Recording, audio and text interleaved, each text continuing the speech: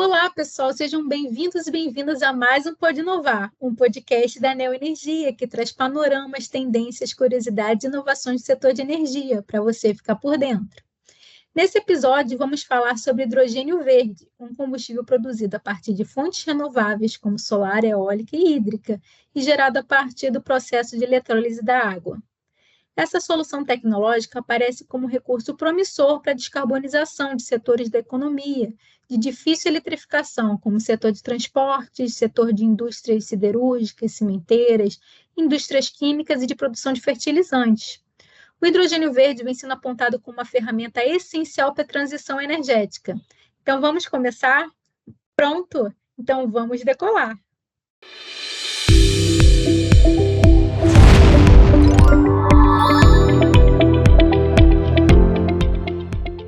Para falar sobre esse assunto tão rico em energia e possibilidades, convido para o nosso bate-papo Tatsumi Garashi Júnior, que é gerente de negócios da Hidrogênio Verde da Neo Energia e está no grupo desde 2002, tendo atuado em diversos cargos à frente de ativos da geração. É formado em Engenharia de Produção Industrial pela UERJ, com MBA em Energy Business pela FGV e especialização em Hidrogênio Verde pela PUC Chile. Seja muito bem-vindo, Tatsumi.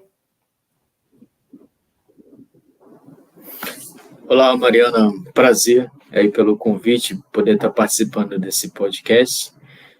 Muito obrigado aí ao time de inovação e Meiji que está aqui conosco. Para mim vai ser um prazer falar de hidrogênio, esse tema aí que é tão apaixonante. Excelente. Também está conosco o Lucas Delgado, que é fundador e diretor da Emerge, com experiência no desenvolvimento de projetos de inovação focados em Deep Techs, com indústrias de diversos setores, passando pela definição estratégica, scouting e implementação de tecnologias. Já trabalhou com mais de 2.500 tecnologias e 4.000 cientistas, com clientes como Ambev, Natura, Neo Energia, Novartis e Braskem. Também atua como investidor e venture builder em 10 startups Deep Techs nas áreas de saúde, alimentos, novos materiais, químicas e cosméticos. É formado em Engenharia de Produção pela Universidade Federal de Juiz de Fora e possui especialização com Finanças Corporativas pela U Albany, da Sunny USA. Seja muito bem-vindo, Lucas. Obrigado, Mariana. Está aqui o prazer também falar com o Tatsumi um pouquinho sobre esse tema que acho que a gente aprofundou bastante no contato aqui, no desenvolvimento de algumas iniciativas aqui com vocês, né, na energia. É um tema muito quente no aspecto global e, obviamente, no Brasil não é diferente. Então, vai ser um prazer enorme aprofundar um pouquinho, tanto na perspectiva e na visão que a gente construiu juntos, mas também nas possibilidades e dinâmicas em relação a hidrogênio verde. Muito bom. Então, para iniciar nossa conversa, eu gostaria que o nosso convidado, Tatsumi, fizesse uma breve explicação sobre os principais pontos que diferem o hidrogênio verde dos demais tipos de hidrogênio, né? E quais são as maiores vantagens do uso desse combustível? E por que ele tem sido tratado como uma grande oportunidade tecnológica para a descarbonização, não só aqui no Brasil, como no mundo? Então, Mari, vamos começar falando o que é hidrogênio. Hidrogênio é uma molécula bem pequenininha e leve, bastante presente em todo o universo. Na verdade, é o elemento mais abundante no universo. As estrelas são formadas por hidrogênio, por hélio, né? E aqui na Terra é o segundo elemento mais abundante, né? Ele está sempre presente aqui na Terra, associado a alguma outra molécula. Exemplo, a água, né? H2O. Hidrogênio, ele tem sido visto como uma oportunidade única da gente realmente descarbonizar setores que são difíceis de serem eletrificados, né? Exemplo, o setor de fertilizantes, hoje que já usa hidrogênio como matéria-prima. Você pega, por exemplo, o setor de refino, que também usa o hidrogênio como matéria-prima, né, em seus processos. Então, ele é tido como uma oportunidade de não só, né, a substituição desse hidrogênio que hoje ele é produzido por fontes fósseis, né, e você começar a produzir esse hidrogênio por fontes renováveis, mas também de outras aplicações futuras, por exemplo, produção de combustíveis sintéticos, né? O hidrogênio ele pode ser combinado com carbono e ser, por exemplo, ser possível de produzir um diesel verde, né, um metanol, um combustível de aviação sustentável. Então, existem N aplicações para o hidrogênio. E o que difere do hidrogênio cinza do hidrogênio verde? Exatamente isso. O hidrogênio cinza ele é produzido com combustíveis fósseis. Você pega lá aquele gás ou carvão, joga dentro de um reformador e você extrai uma corrente de hidrogênio gasosa. Esse hidrogênio ele tem uma série de aplicações, como eu falei. E o hidrogênio verde é o mesmo hidrogênio, é a mesma molécula, só que o processo de produção difere. Você usa energia elétrica renovável, faz a eletrólise e você consegue separar a molécula de água em hidrogênio e oxigênio. Então, esse hidrogênio, uma vez separado, ele pode ser queimado, que não é o fim mais nobre, mas no processo de queima, por exemplo, ele pode gerar água, ou ele pode ser usado numa célula de combustível para mover e gerar eletricidade com um veículo, um pesado, por exemplo, uma tecnologia existente que também gera água como subproduto, ou ser usado em processos industriais, como produção de fertilizantes nitrogenados, como refino de petróleo, ou até mesmo no futuro, ser possível de ser transportado via algum outro subproduto, como amônia. Então, assim, dando uma pincelada, o hidrogênio seria isso. É realmente importante, sabermos assim, essas aplicações, e é uma excelente oportunidade, no uso dessa tecnologia para substituir outros hidrogênios de fonte fóssil, E agora, Lucas, eu soube que a Emerge, a empresa que você faz parte, realizou um estudo sobre hidrogênio verde em parceria com a Neoenergia. Eu gostaria de pedir para que você explicasse para quem nos assiste como a Emerge contribuiu com a Neoenergia para a realização do estudo sobre o cenário de desenvolvimento tecnológico em hidrogênio verde no Brasil. Perfeito. Acho que, dando um passo atrás até na sua pergunta, acho que é importante destacar, como reforçando a sua própria introdução, e ali, obviamente, o que o Tatsumi tem muita propriedade para falar, o tema de hidrogênio verde ele tem ganhado uma importância muito grande, como temas de forma geral que contribuem com desafios de mudanças climáticas globais. Então, e o tema específico ele tem uma potência muito grande, não só por se tratar de algo que é extremamente impactante hoje na nossa vida do dia a dia, mas especialmente na produção global industrial, então na parte de energia de forma geral. Então eu digo isso de maneira super ampla, e foi até uma das perspectivas que a gente trouxe, desde da produção, dos modelos de aplicação, do processo de transporte. Então acho que isso tem uma relevância muito grande, e aí, enfim, você tem uma demanda, especialmente de conjuntos de países que têm fontes de energia menos renováveis até do que o próprio Brasil, por exemplo, e o Brasil entra nessa rota de maneira muito, muito forte, com um potencial muito grande, devido à sua capacidade de produção do tema e, obviamente, às suas condições que permitiriam a gente se tornar um destaque importante na produção tecnológica, na produção final, por assim dizer, de hidrogênio verde, para que eventualmente ele possa ser transportado, uma das vantagens muito grandes até do tema. Então, acho que a nossa contribuição ela veio em parceria com a Neoenergia, exatamente nesse aspecto, entendendo que até a companhia faz parte de um grupo ainda maior, um grupo global, pensando quais são as forças do Brasil, essencialmente, para que possam ser desenvolvidos projetos dentro da cadeia de hidrogênio verde. Obviamente, a gente precisava entender e segmentar como essa cadeia se comportava, assim, em termos de desenvolvimento. Então a gente discutiu juntos e definiu uma matriz, por assim dizer, desde das estruturas de aplicação, mas também a divisão dentro da cadeia, passando pela parte, de forma geral, desde por exemplo, do processo direcionado para a produção, processos direcionados para a transformação do hidrogênio verde, a parte também direcionada para o transporte, que é fundamental e um dos pontos chaves em si da utilização da tecnologia, e obviamente também da aplicação final. Então, a partir desses 4 tópicos, a gente segmentou em outros ainda mais detalhados para poder entender o comportamento do desenvolvimento. Eu acho que o aspecto aqui importante não era fazer um estudo, por exemplo, de demanda mercadológica, né? Porque eu acho que isso até a gente tem bastante recheado já de informação sobre a perspectiva global, que obviamente é o que vale, e o Brasil não deixa de fazer parte desse cenário. O que a gente tentou trazer aqui foi um olhar sobre o desenvolvimento de conhecimento, como se distribuía e concentrava o conhecimento técnico, quais eram os grupos profissionais, pesquisadores com grande potencial que estão trabalhando sobre isso e quais eram aquelas tecnologias que já estavam em desenvolvimento. Entendendo tecnologia, o desenvolvimento de um conhecimento que já teve pelo menos uma prova de conceito laboratorial.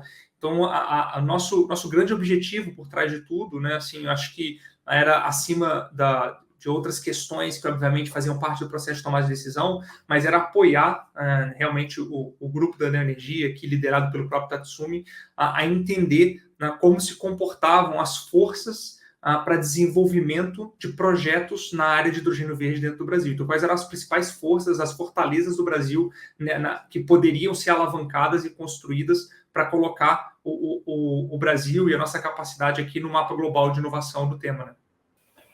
Esse estudo é apenas uma das iniciativas, né, para colocar a Neoenergia na vanguarda do desenvolvimento e aplicação de tecnologias inovadoras para a produção de hidrogênio verde no Brasil. Tatsumi, que outras iniciativas a Neoenergia tem adotado nesse sentido? Sim, começando a falar pelo grupo do Iberdrola, né? A Neoenergia pertence a um grupo maior, um grupo global. A Iberdrola hoje ela tem mais de 60 projetos, né, em fase de estudo em todo o mundo, né? A Iberdrola foi a primeira empresa na Europa, por exemplo, a colocar uma planta de produção industrial de hidrogênio verde, né, em operação. Isso ocorreu no início de 2022. Além desse projeto em operação, nós temos também um projeto em Barcelona, voltado para a mobilidade, que também entrou em operação em 2022.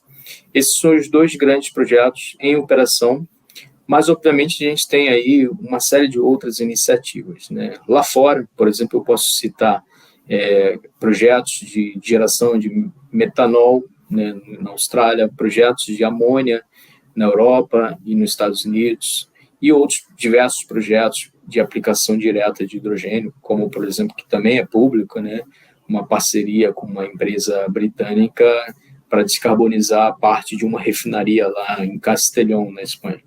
Então, nós temos hoje diversas frentes, né, com foco em descarbonização de processos industriais e aplicações diretas. E aqui no Brasil, nós iniciamos em 2022 um projeto pioneiro, um projeto piloto, aí, com recursos 100% de P&D, para construir a primeira planta de abastecimento de hidrogênio veicular no Brasil.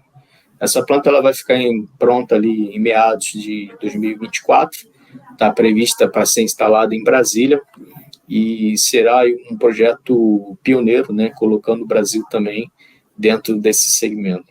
Além disso, obviamente, a gente tem outros projetos e outras iniciativas aqui, mas eu não posso dar muitos detalhes, são projetos confidenciais, mas já são projetos maiores, né, visando aí descarbonização de setores como fertilizantes, transporte pesado e outras aplicações.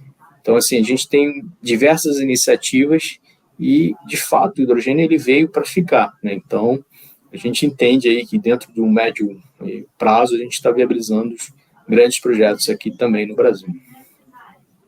Excelente, excelente, Tatsumi. Lucas, me fala mais sobre o estudo do mapeamento tecnológico das GIPTECs, né, em hidrogênio verde no Brasil. Quais os principais resultados obtidos a partir do estudo em relação à localização, à finalidade, o nível de maturidade das tecnologias de hidrogênio verde? Perfeito.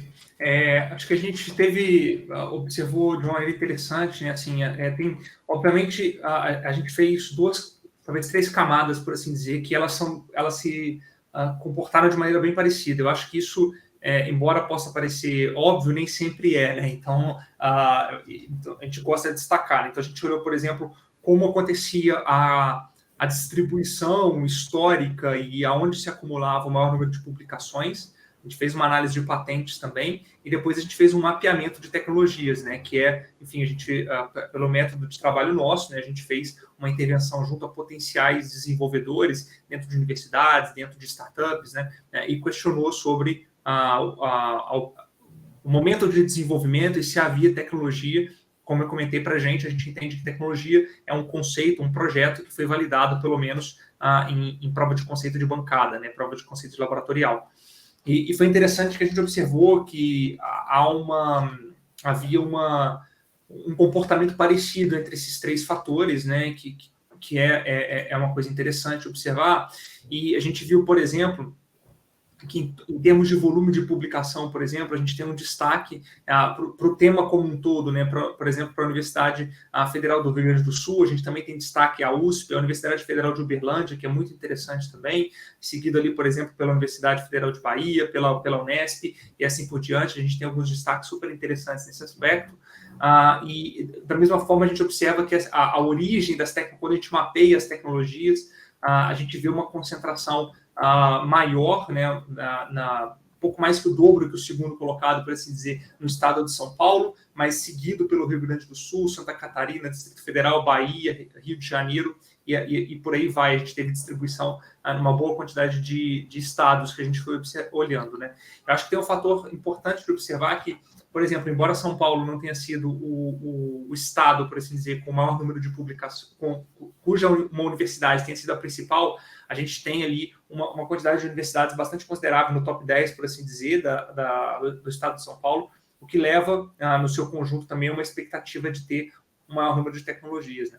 Além disso, a gente tem também uma coisa que influencia bastante, que é o próprio incentivo nesse processo de retirada da pesquisa da bancada para o mercado. Então, programas relacionados a isso, que eu acho que de São Paulo também tem algo muito interessante, que é muito fomentado e construído pela própria FAPESP, né, que tem alguns programas muito interessantes nesse sentido, que é a Fundação de Apoio à Pesquisa do Estado de São Paulo, e acho que contribui também, por exemplo, para o Estado ter um pouco mais de pujança nesse aspecto. No entanto, até pela nossa experiência, o que a gente observa é que, muitas das vezes, embora você tenha um volume concentrado e esperado, por exemplo, mais em algumas universidades do Sudeste, algumas do Sul, na maioria das vezes, em vários temas, né? E aqui também se comportou relativamente parecido, nem sempre a tecnologia mais interessante para um projeto, por exemplo, para uma companhia, e eventualmente pode ser algo aqui dentro da própria Neoenergia, está nesse grupo cuja a expectativa de se encontrar é a mais óbvia, né? Então, muitas das vezes, a gente até costuma dizer isso, que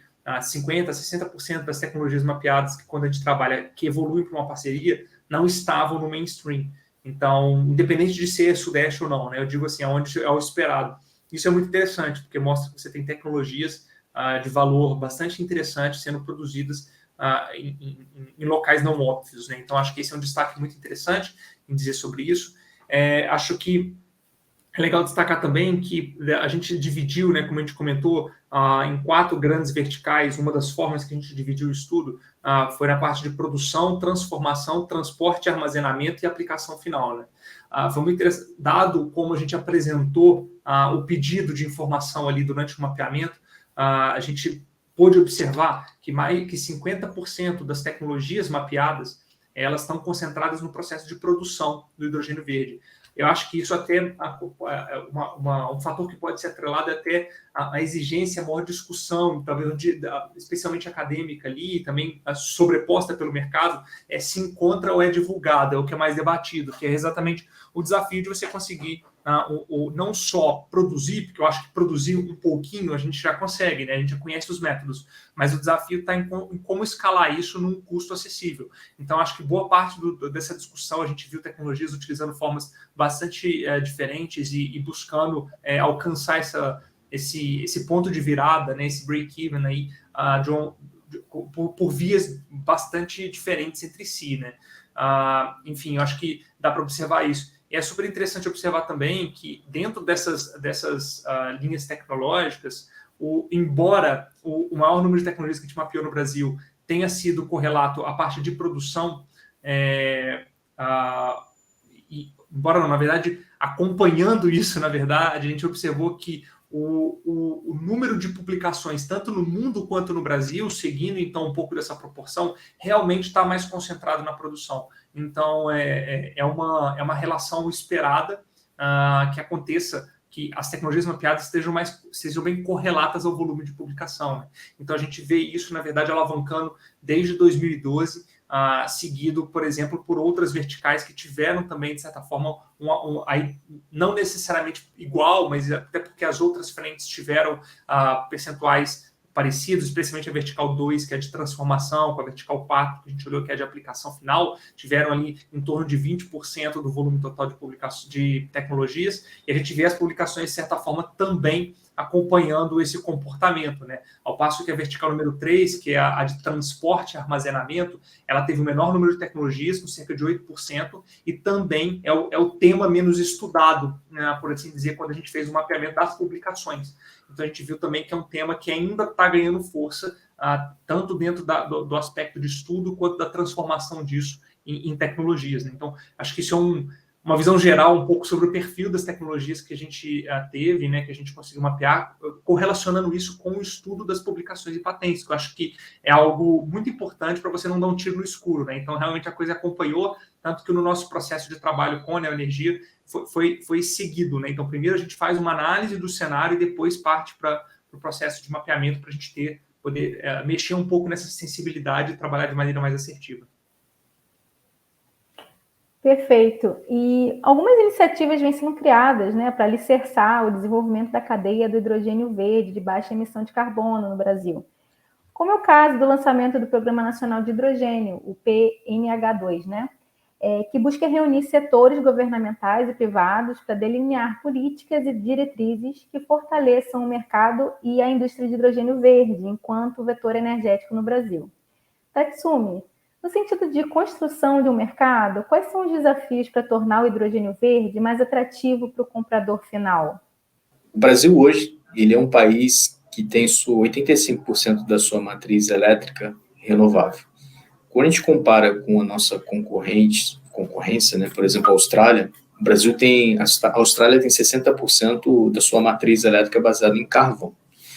Isso coloca o Brasil em vantagem competitiva, né, 20 anos na frente desses outros países, que são concorrentes aí para esse novo mercado que está surgindo. Então, o Brasil ele tem uma oportunidade única. Vamos pegar o exemplo, por exemplo, de fertilizantes. O Brasil hoje ele é o quarto maior consumidor de fertilizantes no mundo, fertilizantes nitrogenados, e importa 90% de todo esse fertilizante.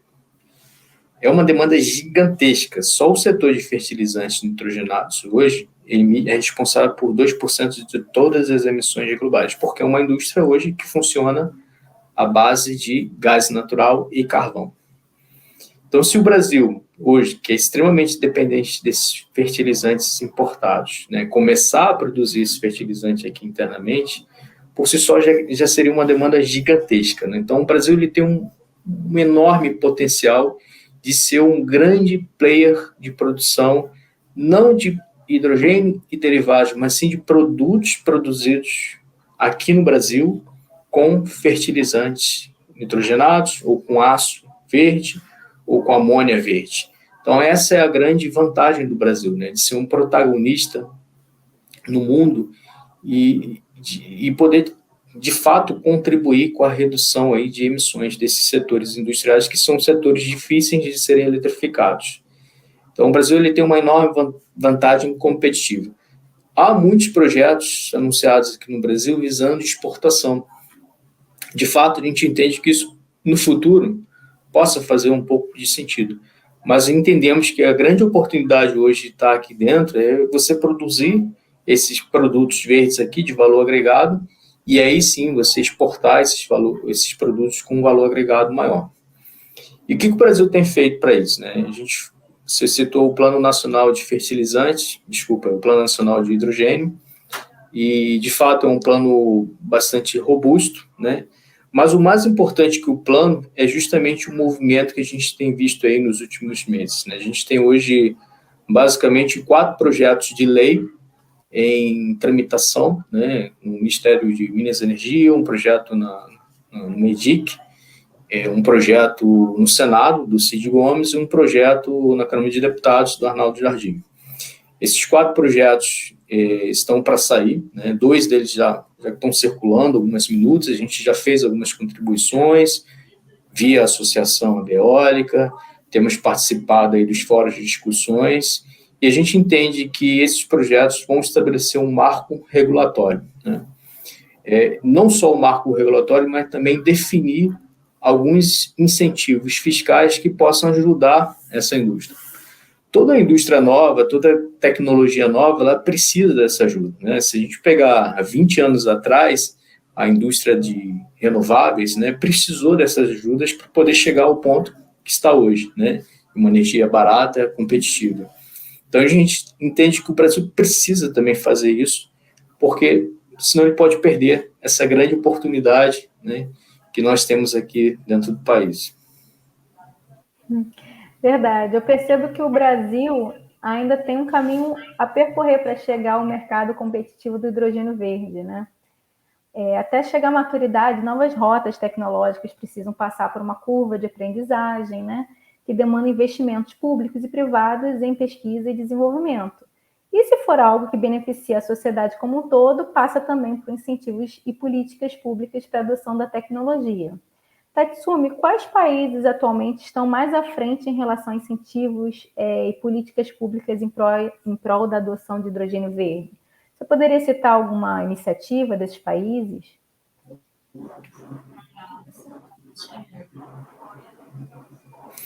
Então, hoje a gente tem muitos países que já publicaram, né, sua estratégia nacional assim, para essa nova indústria. Eu vou pegar aqui e citar os principais, né? Você tem a União Europeia, né? Basicamente todos os países da União Europeia aderiram lá ao pacto e estabeleceram um objetivo comum lá de fomentar essa indústria, né? E o importante que, por exemplo, a União Europeia estabeleceu, né, um objetivo muito claro, né, de incrementar capacidade de produção de hidrogênio verde, né? Isso é muito positivo, porque isso ajuda, né, a dar um direcionamento. Você tem, por exemplo, os nossos vizinhos aqui, o Chile, né, que também em 2022 estabeleceu, 21 para 22, estabeleceu também uma estratégia de governo, né, com metas ousadas para a produção e fomentar essa indústria. Você tem, recentemente, os Estados Unidos, né, que eu acho que é o maior programa de subsídios que tem hoje no mundo, né, o IRA lá, Inflation Reduction Act, que estabelece lá um subsídio direto para os produtores de hidrogênio. Lá, o subsídio chega a $3 por quilo. Então, você pode ter um subsídio muito grande para fomentar essa indústria lá. E tem outros diversos países que já têm suas estratégias publicadas, né? Então, assim, o Brasil ele precisa, né, correr contra o tempo e termos o quanto antes marco regulatório, porque o bonde está andando e a gente precisa aí abraçar muito essa oportunidade. Em paralelo, outra forma de viabilizar uma tecnologia é criar um ecossistema de inovação para o surgimento de soluções dentro das universidades e centros de pesquisa. Lucas, como as startups de Ptechs podem contribuir para a viabilização dessas novas tecnologias aplicadas à cadeia de hidrogênio verde e ainda gerar valor para o mercado? Legal. Acho que eu vou até expando um pouquinho do seu tópico, olhando, acho que não só as startups. Eu acho que a gente tem, obviamente isso ficou e fica, e é importante que fique em evidência, né, essa correlação com startups, porque eu acho que ajuda a acelerar, obviamente, em alguma medida, o translado, né, da pesquisa, da bancada para o mercado, mas é muito importante colocar nesse mapa, e obviamente foi o que a gente fez, até muito bem colocado por vocês da Neoenergia, né? Olhar para as universidades também, né? Essa parceria com centros, referência no desenvolvimento de conhecimento e possibilidades de aplicação de um determinado tema tecnológico, né? Aqui especificamente hidrogênio verde. Então, eu acho que esse conjunto, né, então, ampliando o Deep Tech exatamente para tecnologias baseadas em ciência, então Deep Techs em hidrogênio verde, eu acho que esse movimento é muito importante. E eu retomo até uma fala aqui há pouco do Tatsumi, né? Falando exatamente isso. Eu acho que o ponto de partida de compreender, entender e, obviamente, buscar a aplicação é fundamental, né? Eu acho que isso é o que puxa todo o resto. No entanto, o que a gente vê, não só para o tema de hidrogênio verde, né? Ou melhor, não para o tema de hidrogênio verde, mas para outros tantos temas, muitas das vezes a companhia, entendendo que ela quer inovar, ela quer um tema de muita vanguarda, de grande potencial, só que ela esquece de um pequeno detalhe, não tão pequeno assim, que o Tatsumi comentou e você colocou na sua pergunta, que é fazer parte dessa estruturação. Porque quer pegar a coisa pronta lá no final e se você busca algo realmente, então, de tanta capacidade de construção de vantagem competitiva, num tema tão demandado, vai sair na frente quem participar do processo de construção, se aliar, né? Então, não existe nação no planeta Terra que prosperou sem ter na sua equação a comunhão entre a academia e indústria, né? Então, eu acho que esse movimento é um passo fundamental para ter essa contribuição. Então, óbvio, compreender, mapear, entender e agora pragmatizar em projetos de desenvolvimento dentro de perspectivas que sejam valiosas. E valiosas, que eu digo, é o conjunto daquilo que realmente tem demanda, é aquilo que é importante mercadologicamente falando, unindo com aquilo que o local, o espaço ou o centro tem de força para poder acelerar, né? Você então não ficar também dando murro em ponto de faca, né? Eu acho que isso é uma coisa muito importante. E aí, obviamente, a gente tem um cenário que precisa evoluir na maturidade tecnológica, né? Eu acho que isso, obviamente, está bem relacionado com a sua pergunta que você direcionou para o Tatsumi em relação a outros países que já têm uma estratégia um pouco mais definida. A gente vê o Brasil se movimentando nesse aspecto também, tentando definir suas forças, mas o fato é que a tecnologia em si, para ganhar eficiência, ainda tem um desafio. É um desafio não resolvido, né? Então, para dar a escala que precisa para atender a demanda da forma como se espera, né? No entanto, a gente vê que assim, a tecnologia, da forma como segmentamos, né, assim, 5 grandes áreas, né, de aplicação, que é, por exemplo, a questão da possibilidade de distribuição, focada na escalabilidade do processo, em redução do custo, que também está relacionado a isso, mas mais focado na redução de custo dos processos, a viabilização de um novo processo ou de um processo já utilizado de maneira mais eficiente e novas aplicações para hidrogênio verde. Então, a gente entendeu que a forma de geração de valor que essa cadeia de desenvolvimento pode construir está muito sobre esse aspecto, né? E acho que, enfim, destacando sobre isso, mas não só sobre isso, e trazendo também um pouco da discussão sobre como isso pode acontecer, né? Então, enfim, não quero me antecipar a algum tema, mas eu acho que isso é um tópico importante da gente abordar também, que é realmente como a gente pode construir de maneira positiva e focada em resultado, né? Eu acho que não só fazendo fumaça, mas fazendo fogo, essa construção de pontes pragmáticas entre a indústria, por exemplo, aqui a Neoenergia fazendo um trabalho sério nesse aspecto, mas eventualmente outras em outros campos, seja de aplicação, seja de produção, com essa produção que é onde está mais concentrado o conhecimento e o potencial de desenvolvimento tecnológico, não só no Brasil, mas no mundo, que é oriundo das próprias universidades, né? Que eventualmente até originam as spin-offs, ou também chamadas startups, né? Não concordo. Bom, espero que esse bate-papo tenha sido tão esclarecedor para os nossos ouvintes quanto foi para mim, gente. Eu curti muito. Estamos chegando ao final. Eu gostaria de deixar livre para que os 2 convidados dividam suas perspectivas em relação ao hidrogênio verde e ao surgimento de Deep Techs com o tema, né? Como vocês enxergam esse futuro?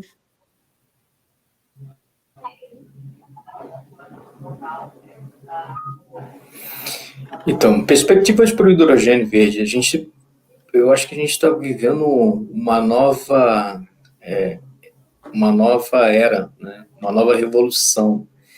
É uma evolução verde, né? A gente tem visto aí as mudanças climáticas, né? Os impactos das mudanças climáticas ocorrendo em todo o mundo, né?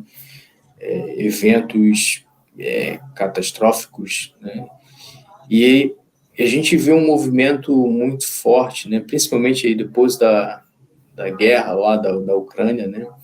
E, obviamente, como a gente também de reduzir essa dependência lá energética, né, russa, a gente viu um movimento muito grande em direção a uma descarbonização.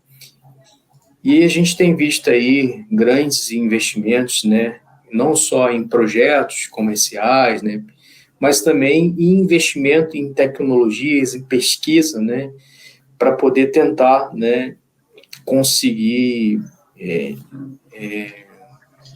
alavancar esse setor. A gente entende que o hidrogênio ele é, de fato, um caminho sem volta. E quando a gente fala hidrogênio, só para deixar muito claro aqui, a gente está falando de hidrogênio e derivados, né? Então, produção de biocombustíveis, produção de metanol, produção de amônia, produção de fertilizantes, produção de aço, né? Essa indústria que é tão difícil de ser eletrificada, ela precisa desse vetor para ser descarbonizado, né? Porque, de fato, isso vai gerar um caminho, né? Vai gerar um ganho muito significativo para toda a sociedade. E a gente tem visto isso. Esse movimento é um movimento sem volta. Estamos trabalhando em diversos projetos, não só nós, né? Diversos grandes grupos econômicos por todo o mundo estão focados nisso hoje. E eu entendo que é extremamente importante ter uma parceria com a Merge e como outras empresas, né? Para mapear essas tecnologias, a gente poder identificar a tecnologia. Hoje a gente tem um programa de investimentos lá fora da Iberdrola que está olhando para tecnologias disruptivas, né, na área de hidrogênio, e a gente entende que de fato isso vai ser a realidade daqui para frente, né? A produção aí de hidrogênio, derivados, né, e a gente de fato poder contribuir para a descarbonização aí do planeta. Eu acho que eu vou muito na linha do Tatsumi também. Acredito que foi tanto as companhias, né, como a Neoenergia faz via não só a própria Neoenergia, mas dentro do grupo Iberdrola, né? Mas eu acho que qualquer entidade de mercado, por assim dizer, e país, né, que entenda que quer estar na vanguarda realmente do tema de hidrogênio verde de forma geral, eu digo mercadologicamente falando, enfim, aplicação, eventualmente exportação, como o próprio Tatsumi falou também, eu acho que tem que iniciar agora, porque hoje eu deveria ter iniciado, mas ainda dá tempo, né? Porque depois você vai assumir uma posição de seguidor e não de líder nesse aspecto, né? Porque, obviamente, o desenvolvimento do conhecimento, o desenvolvimento de tecnologias de aplicação e da própria cadeia vai sendo construído agora. Então, entrar mais tarde, você reduz o risco, por exemplo, de não participar do processo de desenvolvimento tecnológico, né? Então, isso é, eventualmente, um tópico no processo de tomada de decisão estratégica. No entanto, você também vai ter acesso a menos capacidade e menos liderança dentro da posição de mercado em si por causa disso, porque você vai ter menos vantagem competitiva para trabalhar o tema. Então, acho que isso é uma coisa, para mim, bastante importante. E a segunda, de três, é realmente a importância de se aliar de maneira bastante inteligente, direcionada e estratégica, no caso, como também aqui a Neoenergia tem feito, com a academia para conseguir extrair o melhor potencial. E quando eu digo extrair o melhor potencial, significa criar uma relação ganha-ganha que obviamente faça os vetores terem seu gradiente, né, convergido para frente, né? Então, realmente é tudo alinhado para as coisas irem e terem uma devolutiva parte a parte bastante positiva. Então, acho que esse esforço de buscar compreender como isso pode ser feito e levar isso a sério, eu acho que também é algo que me destaca muito, né? E a terceira, mais ou menos importante, é realmente, olhando aqui para o Brasil, a gente vê com a nossa matriz energética, ela já é muito renovável, e embora isso possa parecer contraditório com o fato de buscar uma nova fonte, na verdade isso é maravilhoso, porque a gente nos habilita a estar mais perto do processo de desenvolvimento de hidrogênio verde, dadas as tecnologias como elas têm sido desenvolvidas no processo de produção, e que precisa de alguma fonte de energia ainda assim, e o saldo no fim precisa ser positivo em relação a realmente ser verde, né? Então você tem uma pegada de carbono ali no fim do dia saudável, negativa ou neutra, né? Então, e isso habilitar também o processo de transporte, eventualmente um atendimento e uma correlação com o mercado global. Então, acho que trazer isso com um olhar muito sério para o Brasil, como a Neoenergia tem feito, e, de novo, buscando fazer fogo e não só fumaça, porque eu acho que fumaça muita gente faz, né? Lança um programa, fala sobre, então eu acho que isso aqui também é importante, por exemplo, o que a gente está fazendo no podcast, por exemplo, o estudo e o primeiro mapeamento, mas o que vem consequente talvez seja tão importante, se não mais, do que o próprio processo de entendimento e de espalhar o tema, né? Que é fazer coisas, construir coisas, como o Tatsumi comentou, que vocês, como Neoenergia, já estão fazendo aqui, mas obviamente buscando ainda mais. Eu acho que essa sede é admirável e realmente é muito importante se você quiser ter frutos sólidos, resultados sólidos, e no futuro colher de maneira sólida os resultados desse processo que está sendo modelado agora, né? Dessas parcerias, desse foco e dessa estratégia que está sendo construída agora. Então, enfim, acho que esses 3 tópicos, para mim, são os tópicos para fechar. Agradecer aqui também a oportunidade de falar um pouco, dividir esse projeto que foi muito importante também para a gente participar. É um projeto de muito orgulho e esperando que ele gere frutos cada vez maiores, tanto no curto prazo quanto no longo prazo.